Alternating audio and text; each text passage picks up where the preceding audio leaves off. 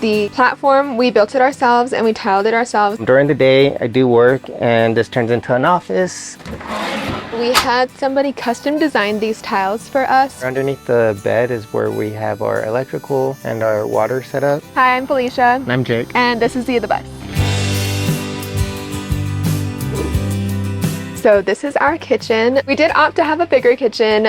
We love to cook, so when we were designing the floor plan of the bus, we did go with this L shape to give us as much space as we could. We have our apartment-sized refrigerator. It was really important to us to have a big refrigerator just to have as much food as we can on hand. Above our fridge is our bread cabinet, and then if we move over here, one of our favorite features of the kitchen is our huge farmhouse sink. It's like, I don't know, 28 inches, something along those lines, but we love it. It's really deep. We use it for multiple purposes. Whenever we're driving, we usually put like our plants or breakable items in here. And another unique feature of the kitchen is our above like spice rack. We built it ourselves, and this has come in so much handy since we put it in. We don't have to move our spices whenever we start driving. They all stay up there, and so it's really convenient for us. We do have a 3-burner range stove, so we're able to cook pretty good meals, oven, everything like that. Coming over here, pantry, you know, storage. We have a coffee bar. This is another talking point. Every time someone walks into our bus, they love our coffee bar. So a lot of people ask us, how do you drive with all of this breakable stuff in here? And the one thing that we do pack up whenever we drive is actually the coffee bar, because these are glass bottles for our syrups. So we do just put that into a basket and put it on the floor whenever we drive, but everything else is actually stuck down. It's stuck down with adhesive and nothing else moves. None of the decor or anything like that. They have little stickers on the back, and so the majority of the stuff in here stays put. That's the one thing that doesn't. Plenty of storage. Our cabinets were actually thrifted. Whenever we were building, we were trying to save on cost as much as we could, so these are actually recycled from somebody's kitchen. Fun little fact, this little piece of fabric right here we actually got from Kenya when we were there, and it's actually bark from a baobab tree, so kind of cool. Whenever we were designing the overall aesthetic of the bus, we were trying to be very reminiscent of the homes that we're used to seeing back in our home state of New Mexico. So when you walk in here, we tried to give it a sort of Adobe-esque feel. The ceilings and the walls, they're painted with lime wash paint, so it's clay. We obviously couldn't do Adobe in here because it's so heavy, but that's what we were going for with the color scheme and with the materials that we used to paint and whatnot, and along with the decor too. The decor is very like Southwestern, so that was really important to us whenever we were designing the bus and like painting and all the things like that. The other side of the kitchen showcases our wood burning stove. So we have a little mini wood burning stove. The platform, we built it ourselves and we tiled it ourselves with Mexican style like talavera tiles. So that was really important to us because the terracotta and everything, it's very, like I said, very reminiscent of New Mexico homes, and we were sure to include that back here and for the backsplash of the sink and the stove. This has been super cozy. In the winter, it comes in handy a lot. It heats up this area. It doesn't heat up so much of the back of the bus, but it adds to the ambiance. You can hear the crackle of the fire in the winters, so this is really important to us to add in here, and yeah.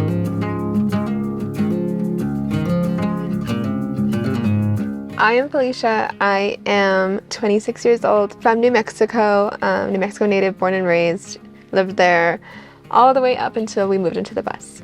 And I am Jacob, and I'm also 26 and also from New Mexico, born and raised, and that's where we met. When we bought the bus, it was right at the beginning of the pandemic. We were actually looking to buy a house.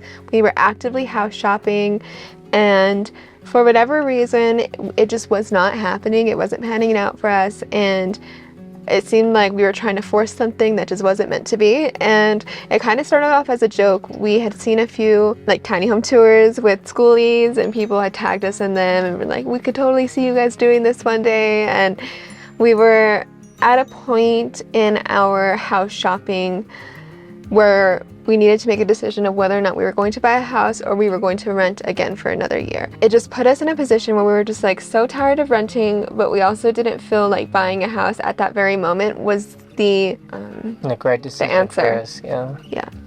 So we bought a bus instead, and it aligned with us because we like to travel and we like to see new things, and we're not just throwing our money away, and we can actually invest it into ourselves. So this is the front of our bus. When you first walk into it, we have the cab, the driver's space, which we kind of didn't do too much other than repainting it and adding like some plants up here. Above that, we did add like a nicho just for some decorative opportunities. Going forward, we have our living room and our workspace. We decided to do a futon pull-out bed. That way we can accommodate for people who would want to travel with us on the road, and it's also very nice just to pull out the bed whenever we want to have a movie night. So we can demonstrate that. It does pull out, and we pull the futon forward, and it plays as storage as well. We keep all of our boards, our instruments, and just like camera equipment in here. During the day, I do work, and this turns into an office. We do have the Starlink, and it works as fast as any other net we've used before. So downsides to the Starlink is that there are obstructions that it does slow down the internet, and you do have in and out times with that, which plays a key part in our travels because the type of work I do, I need pretty secure internet. So we try to stay out of like tree coverage as much as possible and have open skies. But up in the PNW, we love it, so we kind of take our chances with the trees, and we're able to find good spots. It's also in the front of the cab area, we do have an AC. That is a 110 unit that we got from RecPro, and it's fairly new. We just installed it like a couple of weeks ago, and we have yet to try it because it's been pretty cool up here in the PNW. Our TV is on a swivel, so when we travel, we kind of just push it back. That way it's not bouncing around, but whenever we're watching TV, we're able to like swivel it around. We do have these great fans. We just got two for the summer. They're 12-volt, and they have like 3-speed mode on it, which is really nice for the summer to get airflow in here. Yeah, so again, like kind of just reiterating the color scheme and the ambience of the feel that we wanted in here was just to kind of bring home with us. So we chose very earthy colors. We did put up curtains in the front. That way we can have some like privacy when we're doing our thing. We typically open them during the day just to let in light. Also, I guess a good design point in here is we wanted to maximize our space in this kind of confined 200 to 300 square feet of bus. So we try to make the living room feel as roomy as possible, kind of not really doing the alleyway, but kind of bumping out spaces along the way just to kind of give it, oh, this seems bigger than what it actually is. Yeah, now we'll head to the back of the bus to kind of talk about the features back there. So now we're in our bathroom. To start off, we did keep the same Adobe style like feel in here with the lime wash on the wall, and then we also did a lime wash plaster for our tub. We did opt to have a shower and a tub in here. We built the tub platform ourselves, and we did have to navigate over the wheel well right here, so we did a sloping tub with tile on the bottom and the lime wash plaster up top, and so far it's held up pretty good on the road. We did opt to do a composting toilet, so that's what this area is. We built in some nichos. We have a little theme of like arches going on in here. Medicine cabinet and some shelves for all of our toiletries and whatnot. So this was the original bus emergency exit whenever it was a school bus, and it kind of doubles as our skylight when we just open the hatch. We close it when we drive. We have some curtains for privacy. If we ever have a bath, we can, you know, have a bath with a view if we're in like the middle of nowhere. So that was the idea behind that. We didn't do any window deletes whenever we were building the walls in here and whatnot. Our shower is a dual head shower, so we can open our window and stick this shower head out the window, and there's a mount out there that we've glued to the side of the bus, and we're able to convert our indoor shower to our outdoor shower. So in the summer it's really easy after like a lake day or a river day to rinse off. So our water system setup that we have in the bus is a 100-gallon tank of fresh water that is underneath our bed. This hose that you see right here is actually a hose from our washing machine that you will see in our bedroom, and it actually drains into our tub and then drains through our shower drain into our 55-gallon gray water tank. So we have a fresh water tank and a gray water tank that is mounted underneath the bus. Right here we have a full-size mirror. It's really nice, especially with the natural light in here. It's nice to have a full-size mirror. I don't think that there's any other place in the bus where we could fit one, so that was really nice. Kind of a luxury.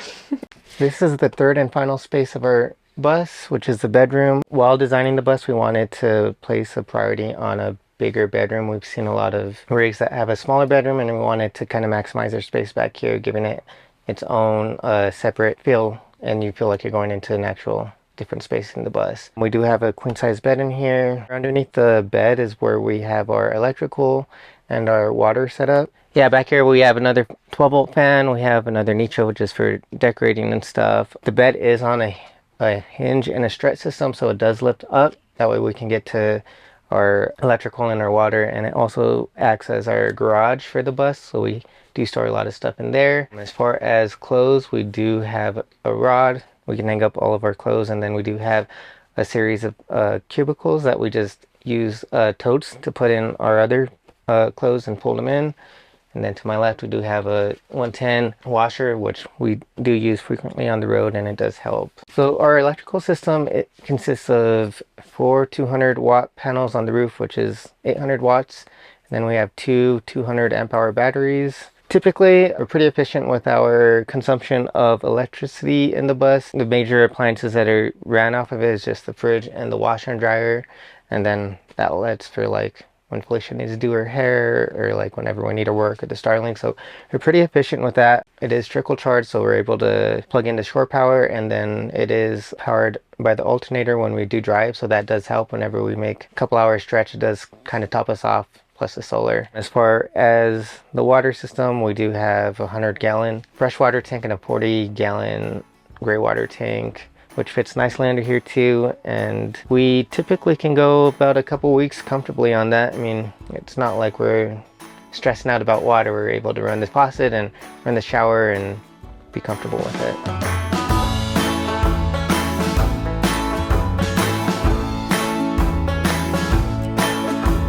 We found the bus right outside of our home city, over the mountains, from a dealership that trades with the local school district. And this was kind of the very first bus we went to go look at, just messing around, and we didn't really take it serious till we got there, and then we fell in love with it. We did pick up the bus for $3,500 back in 2020.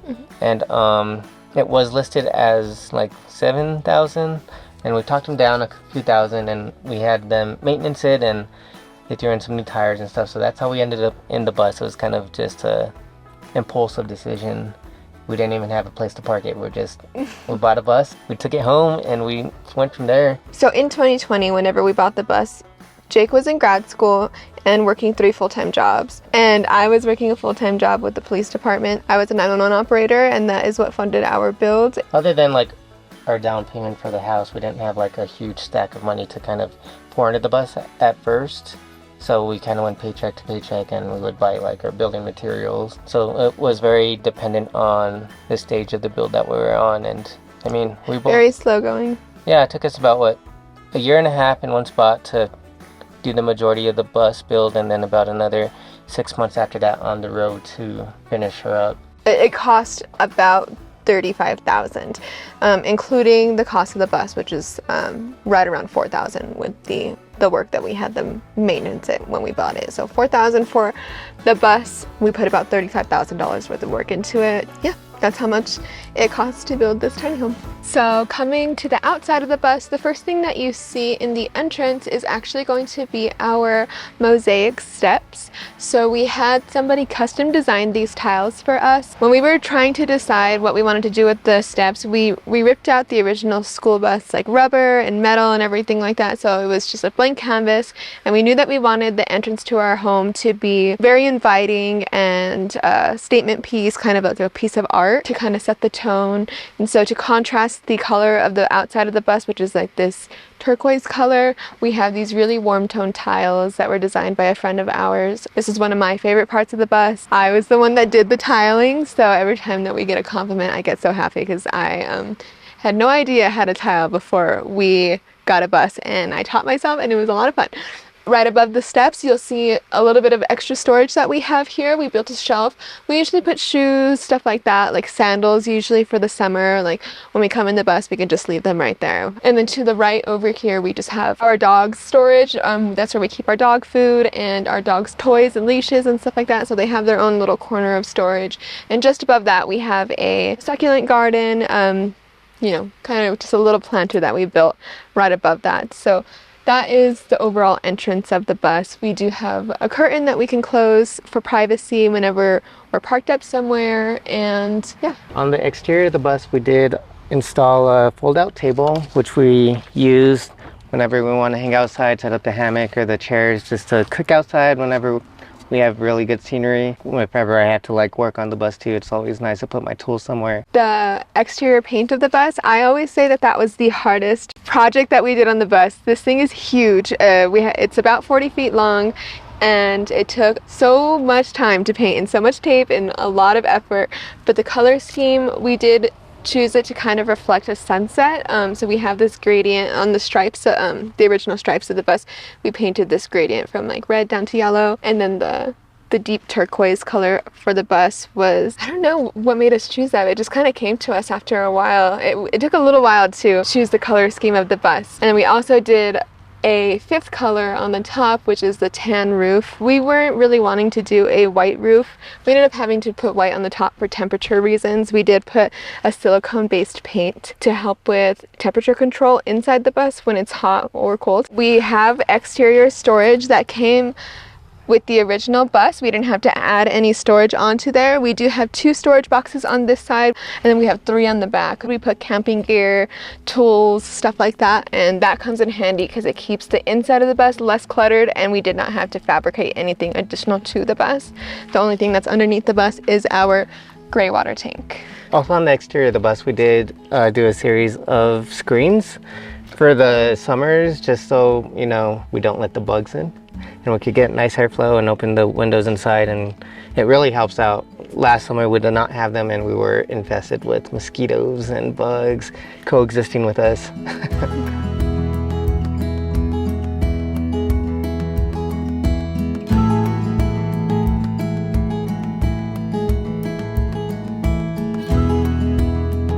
Thank you guys so much for coming along and checking out our Skoolie. And if you want to, you can check us out on Instagram and TikTok at Zia_the_bus. Yeah, feel free to hit us any questions you have if we did not answer them.